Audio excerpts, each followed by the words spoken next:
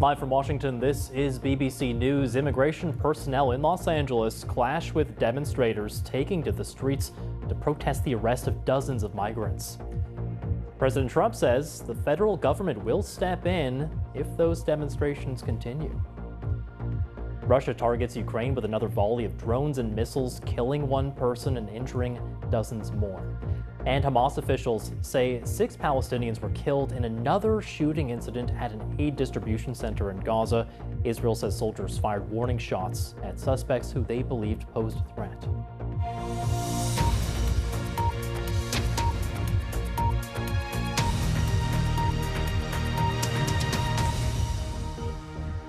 Hello, I'm Carl Naspin. Welcome to the program. We start with breaking news coming out of the state of California. Chaos there erupting on the streets of Los Angeles as anti-deportation protests are playing out for a second straight day. These are live images there from an intersection close to Los Angeles. This is really southeast of the city where we've been seeing some very chaotic scenes in the past couple of hours. You can see in the middle of the intersection there, that's where we believe a car had been set on fire at one point. That's now been put out.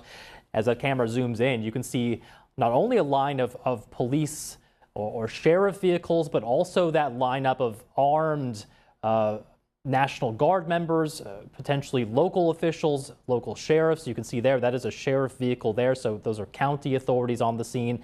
This has now really become a very heavily policed area. You don't see as many protesters or demonstrators as you did earlier. There had been clashes with police. There were multiple arrests made, and we understand that there have been calls now for everyone to disperse. It looks as if many of those demonstrators which were there in the streets in that intersection, they seem to have left the scene for the most part. A very heavily policed area at this point. There are some cars there. It looks like traffic being diverted from the scene as we take a look down now at street level. Of course, these demonstrations, these protests, they were sparked after really a blitz of federal immigration raids there in and around Los Angeles. We have just heard from U.S. President Donald Trump. He posted on his Truth social media platform. He wrote this. He said if Governor Gavin Newsom, which is what he calls Gavin Newsom of California, and Mayor Karen Bass of Los Angeles can't do their jobs, which everyone knows they can't, he says, then the federal government will step in and solve the problem. Riots and looters the way it should be solved. Now, that comes after California's Governor Gavin Newsom hit back at some comments from Donald Trump's border czar, Tom Homan, saying that the administration would deploy National Guard forces tonight to quell the protests. Well, the governor released this statement. He said, as the federal government conducts chaotic immigration sweeps across the country, the state is deploying additional California Highway Patrol to maintain safety on Los Angeles highways to keep the peace. It's not their job to assist in federal immigration enforcement. The federal government is sowing chaos so they can have an excuse to escalate. That is not the way any civilized country behaves. Well, join me live now from Los Angeles is the BBC's Reagan Morris. Reagan, I know you're about as close as you can get to the action where you are. Just tell us, what's the latest? What are you seeing down there? It's really tense and chaotic, and although a bit calmer than it was a few hours ago. Behind me there are the dozens of federal agent cars, unmarked cars leaving. We had a sheriff's police line behind us, and there's still protesters out here. It's not as chaotic as it was earlier, but there's still 2 kids on motorbikes just came through, and they're shooting flashbangs at them, rubber bullets. And you can taste the tear gas. It's still kind of lingering in the air. I'm right near the Home Depot across from it where this all started. Earlier this morning, there were reports that workers were being detained across from the Home Depot. It's where a lot of maybe undocumented workers go to try to get a day's work and a day's pay. And there was reports locally that ICE agents were there arresting people. A huge number of activists and people in the community came out to protest. At one stage, they were standing in front of an ICE bus that reportedly had detainees on it. They were trying to stop the bus as it was trying to get onto the freeway. And it's just really chaotic. They're moving this line right now. I'm not exactly sure why, but the police line is moving away from the protest. There's another line up here where we just heard flashbangs going off a few seconds ago, and the streets are just littered with tear gas canisters and rocks and rubber bullet canisters. It's pretty intense. Yeah, it seems like a much quieter scene. Still, though, definitely an intense moment there. And, we've also heard about, besides just the clashes in the street between protesters and authorities, there also seems to be this clash between federal authorities and California and local politicians. We just heard there that statement from President Trump weighing in just moments ago. Yeah, it is very complicated because the National Guard, which is normally called up by the governor of a state, is being sent in by the federal government, apparently. We've heard reports that the National Guard, 2,000 National Guard troops are on their way to California to mobilize either tonight or tomorrow at some stage. Governor Gavin Newsom has said this is ridiculous, this is not necessary, we have it under control, law enforcement here can handle this, local and federal troops can handle this, and it's not necessary.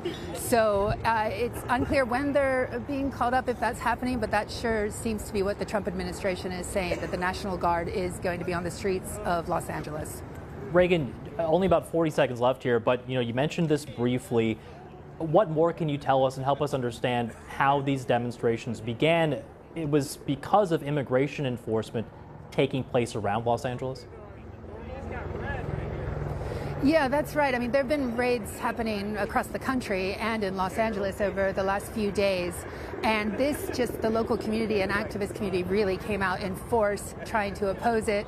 There's conflicting evidence whether or not people were actually detained at the Home Depot. The sheriff of Los Angeles came out and said no, that's not the case, that ICE and federal officials were just using the area as a staging ground for another raid later.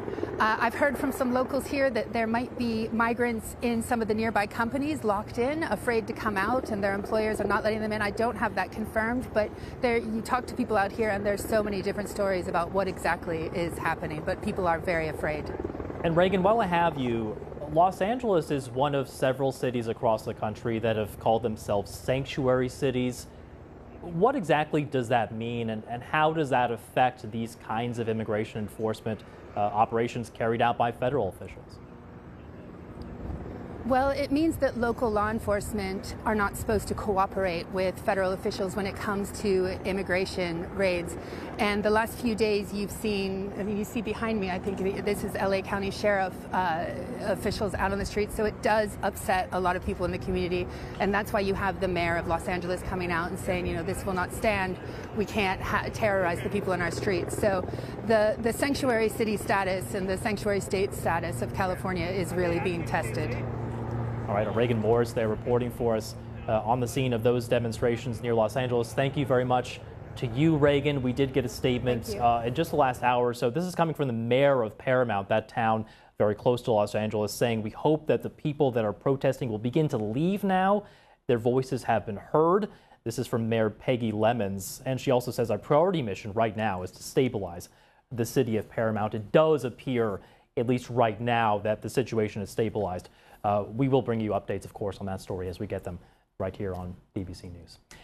In the meantime, Ukraine says a 30-year-old woman has been killed during a sustained Russian attack on Kharkiv. She was reported to have been in a park popular with families. President Zelensky says that Kharkiv, which is Ukraine's second largest city, has been under Russian bombardment for nearly 24 hours straight. In that time frame, at least 4 people have been killed, 39 others injured, including an infant. Kharkiv's mayor said that Friday's attack was the largest of the war. President Trump has warned Russia that Russia would inevitably ramp up its attacks after Ukraine launched a stealthy and devastating attack on a Russian airbase. Paul Adams reports from Kyiv. Not the deadliest attack on Kharkiv, but certainly one of the most intense. Drones, bombs and missiles, bringing fear and death over the course of just 90 minutes. Russia's targets not known, but apartment blocks and private homes among the buildings hit. Civilians paying a high price in a city that has already suffered more than most.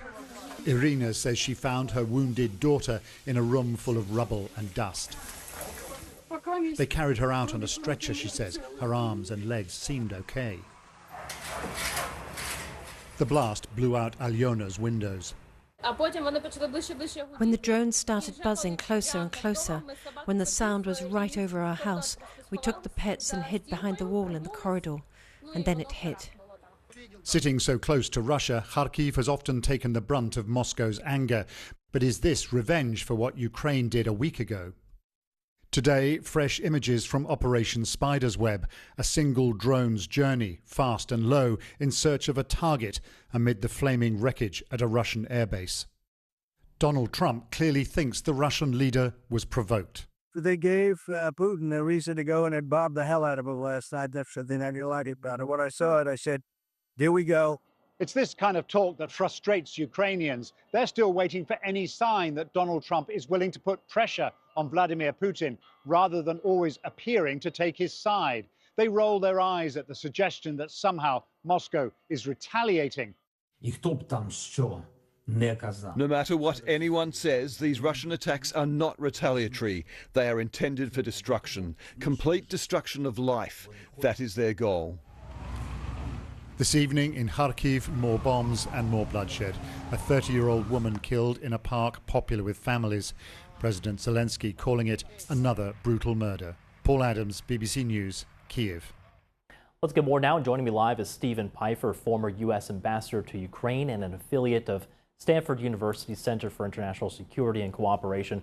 We heard there President Zelensky saying, don't call this revenge. This isn't necessarily payback for that drone attack we saw. How do you see this? What kind of signal do you think Russia's sending with these attacks? Well, I think President Zelensky is correct here. I mean, the Russians have been conducting these kinds of airstrikes on Ukrainian cities now for more than 3 years. The intensity may have been up a little bit, and that may reflect Russian frustration about Ukraine's attack against Russian bombers a week ago.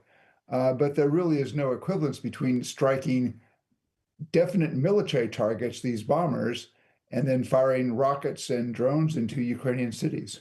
Yeah, because the target, well, we don't know what was targeted necessarily. We do know what was hit by Russia. We're talking about several homes, I believe 18 apartment blocks. There was mention of a children's railroad. Is there a military purpose here? What are these attacks designed to do? Well, if the Russians are going to conduct strikes into cities, they have an obligation to hit specific military targets. And what you're seeing, as we've seen over the past 3 years, is consistently they either are missing those targets and striking civilian structures such as apartment buildings, or they're just indiscriminate in their targeting. Now, part of this may be just a terror campaign to try to erode Ukrainian will, but it's certainly against the laws of war. Do you think all of this is going to get President Trump's attention? Is he willing, like he said earlier this week, I believe on Thursday, he said, maybe they're better off just continuing to fight for a while until we pull them apart. Is that, do you think, the stance right now from the U.S.? Just go ahead and let them keep fighting for a little bit? Well, it's been now 4 months, and President Trump has regularly expressed frustration with Russia continuing to conduct these kinds of attacks. He, once famously tweeted, "Stop, Vladimir, don't do this anymore." But he's never taken any action. He has substantial leverage to pressure Moscow, but he seems to be afraid to use that leverage. And as long as he does not use that leverage to try to push the Russians to a more serious negotiating attempt, the Russians are going to continue to fight, and Trump's mediation effort will fail. Well, what of that pressure then? Where do you think the Trump administration stands right now? There was clearly a moment a few weeks ago of frustration. We saw that boil out with that post on social media by the president telling Vladimir Putin to stop bombing Ukraine. How much more of this do you think the Trump administration is willing to stand by and watch? Well, I think Vladimir Putin is betting that Trump is prepared to stand by and watch it indefinitely. If the president wants to really bring a change, he can do things like tighten Western sanctions on Russia. He could ask Congress for more military assistance funding for Ukraine. He could work with the G7 and the European Union to move to seize frozen Russian central bank assets and put them into a fund for Ukraine. He could do things that would confront Putin with the fact that if Putin continues this war, the cost for Russia, military costs, economic costs, political costs, are only going to grow. But for 4 months now, Trump has done none of that. And I think Putin looks at Trump and says, this guy is weak. And the words don't have an impact as long as they're not accompanied by any actions. Yeah, and there is that large package of sanctions that people say is ready to go, led by Senator Lindsey Graham. We'll see if if that ends up being something that's discussed a little bit further in the coming days. Stephen Pifer, former U.S. ambassador to Ukraine, thank you for your time. Thank you for having me. Well, we're following a developing story out of Colombia now. Local media reporting there that a gunman shot and injured the conservative presidential hopeful Miguel Uribe in the capital city, Bogota. Mr. Uribe is a senator seeking the presidential nomination of the right-wing Centro Democrático Party for the upcoming May 2026 presidential election. He apparently was shot while attending a political event in the neighborhood of Modelia. Local media say there's still little information on the severity of the injuries that he suffered during that attack, but he has been taken to a nearby hospital. We will continue to track that story for you here on BBC News as well. The U.S.-backed aid distribution center in the southern Gaza Strip says it's been unable to distribute aid on Saturday following direct threats from Hamas. Earlier, Gaza's civil defense agency said that 6 Palestinians were killed, several more wounded by Israeli gunfire while gathering to collect food supplies. The Israeli military said it fired warning shots at suspects who approached them in, quote, a threatening manner. Now, earlier, Israel announced it had recovered the body of a Thai hostage who'd been held in Gaza since Hamas's terror attack on October 7th. Natapong Pinta was an agricultural worker in southern Israel when he was kidnapped. The Israel Defense Forces said his body had been retrieved during a special operation. Our correspondent Barbara Flood-Usher has more from Jerusalem on the body of that Thai national being recovered. So according to the Israeli Defense Forces, he was kidnapped at the Kibbutz Nir Oz, which is right next to the Gaza border, and he was kidnapped alive. They thought that he probably didn't survive long, and they estimate that he may have been killed in captivity in the early months after he was taken.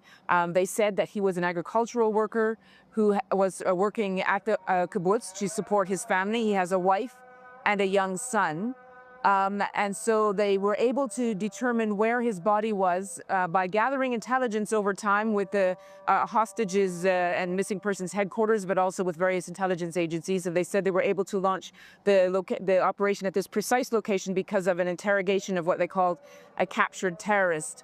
And so they found his body in Rafah, which is in southern Gaza, and is now completely controlled by the Israelis, have notified the Thai government, have notified the family. The BBC did reach out to the wife, but she did not respond to the call. She texted us a picture of his little son crying.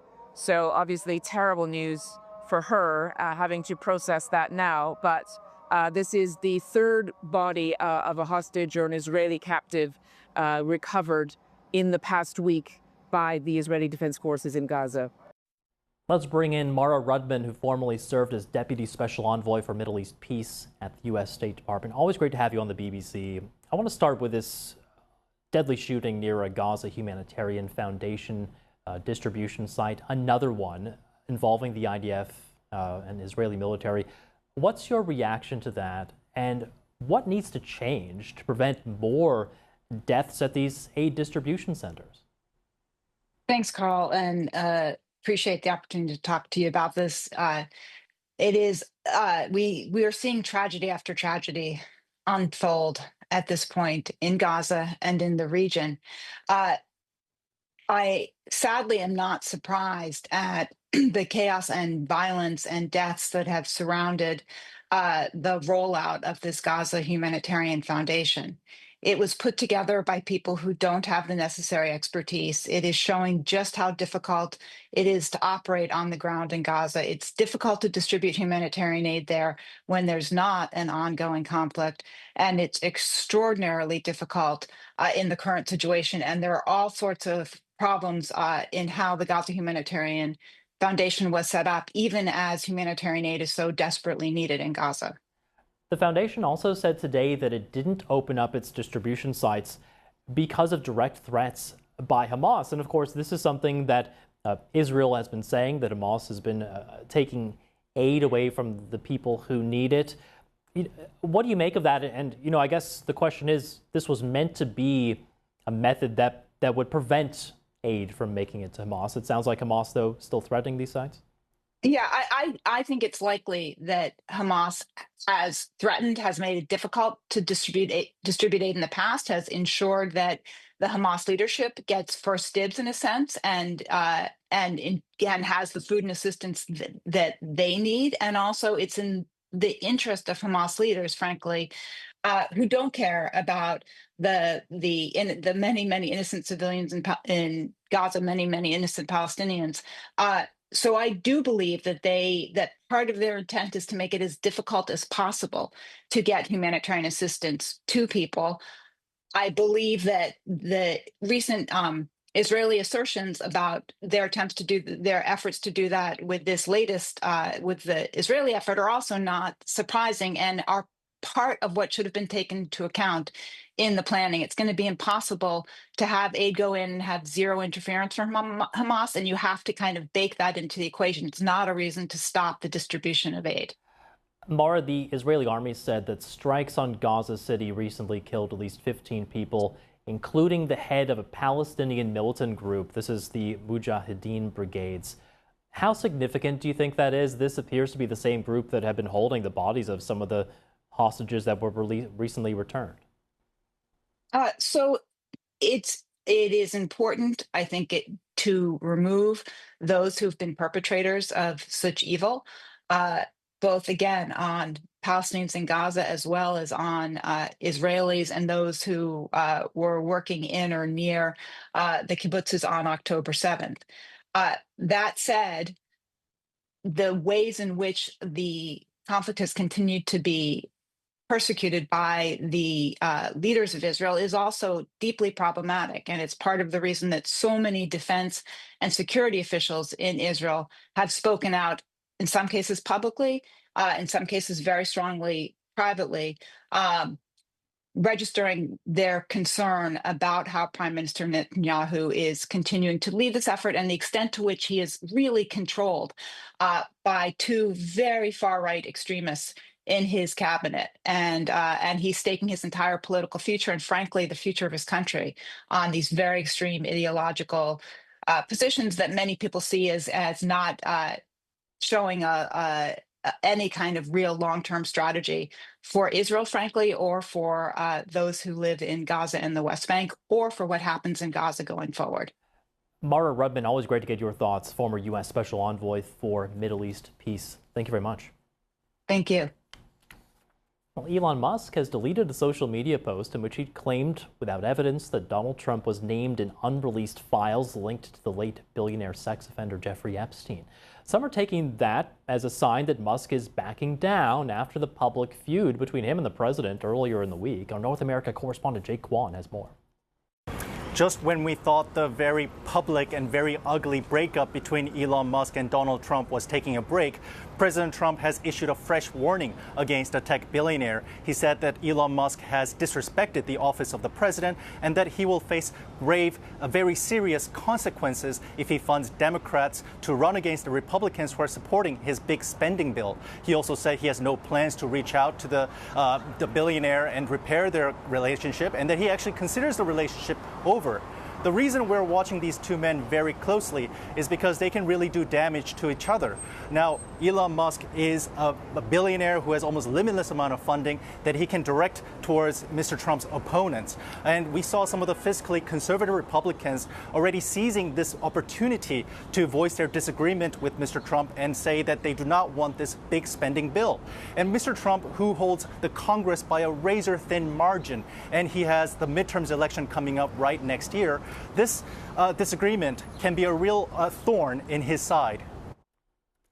Let's take a look now at some other stories making headlines. A fast-spreading cholera outbreak has hit Sudan, with officials reporting more than 1,000 cases per day in the capital of the country in the midst of the ongoing war there. More than 150,000 people have been killed during Sudan's conflict, which began over 2 years ago.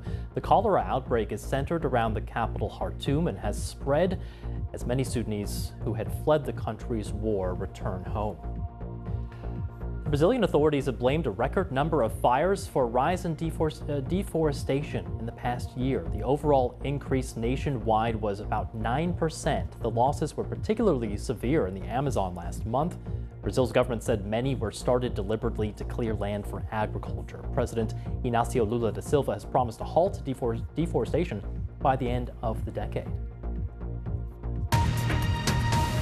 Well, before we go, let's take you back now to Los Angeles and that developing story there. Clashes between protesters and border immigration officers, as well as local sheriffs. You can see the aerial view there of where that protest had really been raging a couple of hours or so ago. Now, a different scene. You still do see the massive security presence there in the streets. It does look, though, that some traffic in the streets has returned. There in the middle of the intersection looks to be where there was a car set on fire. There's also been clashes, of course, between local officials and federal officials. I want to read you a statement. This is coming from Caroline Levitt, saying that President Trump has signed a presidential memorandum deploying 2,000 National Guardsmen to address the lawlessness that has been allowed to fester. The Trump administration has a zero-tolerance policy for criminal behavior and violence, especially when that violence is aimed at law enforcement officers trying to do their jobs. These criminals will be arrested and swiftly brought to justice. The commander-in-chief will ensure the laws of the U.S. are executed fully and completely. Sounds like the National Guardsmen will be deployed there. More coming up at the top of the hour on BBC News. Hello there. At the moment, we have differing fortunes north-south across Europe. Most of the wet weather is across northern parts of Europe. For a while, we could see some rain all the way down towards the Alps, really. But we've got lower pressure across this part of Europe and some stronger winds bringing some rain, which could be heavy and thundery. To the south, pressure is higher. It's generally dry. And ahead of this rain, there's actually quite a lot of heat across Eastern Europe. And that has been pushing its way into the southeast of Europe as well, where for the most part, it will be dry, quite hot and sunny. And right the way across southern parts of Europe, a lot of sunshine, a lot of heat as well. It's been really quite hot across Spain and Portugal, and that heat is starting to move its way a little bit further north. Most of France will be dry, still got some showers to come in the UK and across other northern parts of Europe into Scandinavia and the northeast. And it's going to be probably across the northeastern Scandinavia that we see most of the rain into Monday as northwestern Europe turned a little bit drier. But again, across many central and southern parts of Europe, it's going to be dry and sunny. And that heat that we've got in Spain and Portugal is moving its way further north as well. So over the next few days, we're going to find it getting hotter, I think, across France. We're going to find that heat moving its way into Italy and maybe all the way towards Budapest as well. Still some high temperatures in the southeast for the next few days. Most of the wetter weather will be across Scandinavia and the northeast of Europe.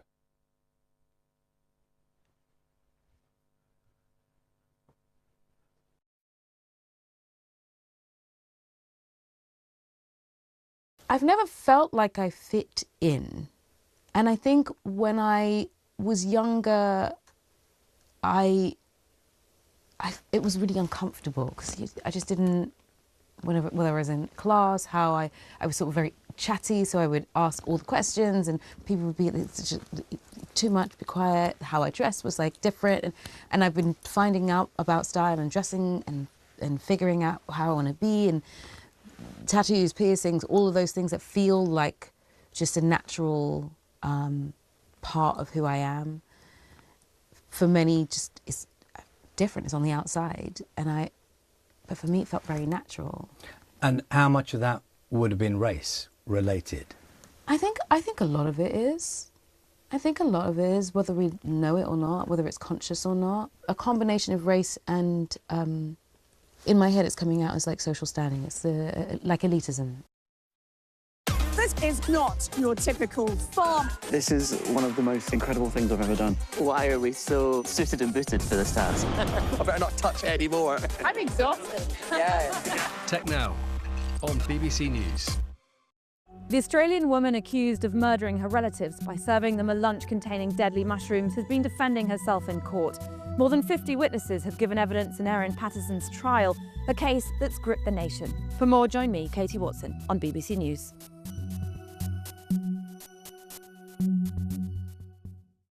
National Public Radio, NPR, is one of the most recognised names in US media, but President Trump accuses it of having a liberal bias. We've been speaking to the boss of NPR, who's planning a fight back against moves to cut its federal funding. That's all coming up on The Media Show on BBC News. As some of the UK's biggest retailers are hit by cyber attacks, should a company ever pay a ransom to the hackers?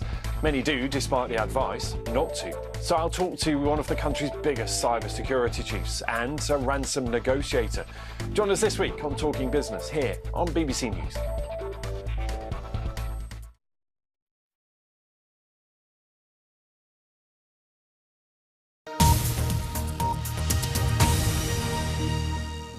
Now on BBC News, veteran World Affairs editor John Simpson talks to BBC correspondents, going beyond the headlines for expert analysis of the week's major international news stories. Unspun World.